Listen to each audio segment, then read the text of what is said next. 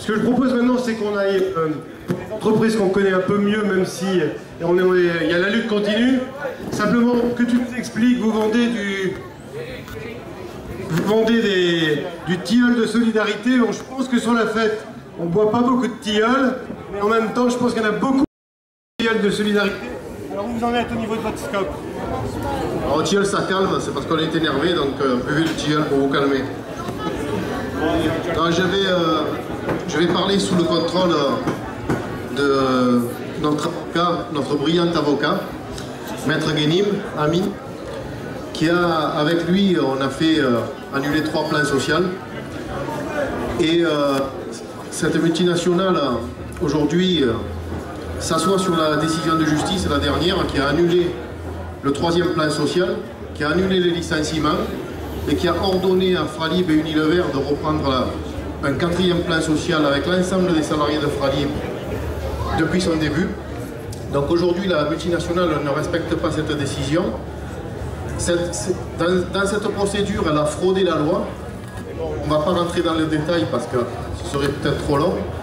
Donc aujourd'hui, alors qu'elle devrait payer les salaires et que les salariés de Fralib sont toujours salariés d'Unilever, aujourd'hui, elle envoie ses salariés au Pôle emploi et elle fait supporter à la collectivité les salaires qu'elle devrait payer elle-même.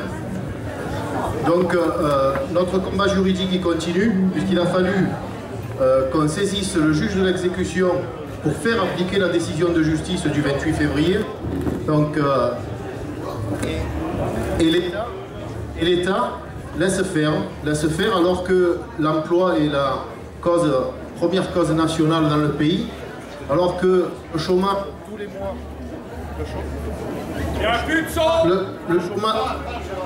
le chômage tous les mois bat des records dans ce pays. On laisse faire une multinationale qui envoie ses salariés à Pôle emploi alors que leurs licenciements sont annulés. Donc c'est un véritable scandale. Les promesses des candidats,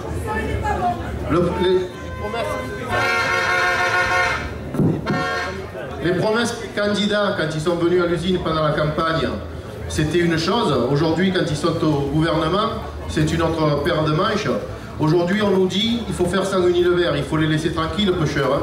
Ils n'ont que 5 milliards de bénéfices par an, ils ont 53 milliards d'euros de chiffre d'affaires, mais il faut les laisser tranquilles. Ils ont cassé l'emploi, ils ont fraudé la loi, et on doit ne pas leur demander des comptes, et on doit les laisser tranquilles. Aujourd'hui, on a développé un projet alternatif on a développé un projet alternatif à la fermeture de cette usine, hein, et on a fait la démonstration il y a 15 jours qu'on pouvait travailler sans les patrons et qu'on pouvait faire des boîtes de thé et d'infusion dans notre usine avec notre outil de travail. Donc on a mis en exercice notre projet qui facilite les circuits courts, qui ne fait pas comme Unilever, va chercher ses productions dans les pays de l'Est ou en Amérique du Sud, mais nous on est allé chercher notre tilleul dans la Drôme, pas très loin de chez nous, et donc on a fait la démonstration qu'on pouvait reprendre l'activité et reproduire des sachets de thé et d'infusion dans cette usine.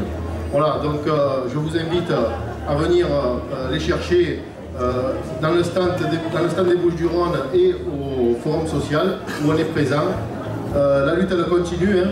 On n'aurait pas eu ces victoires juridiques si on n'avait pas lutté. Je pense que ça c'est la première des choses, comme on l'a dit tout à l'heure, c'est la lutte qui a permis toutes ces avancées.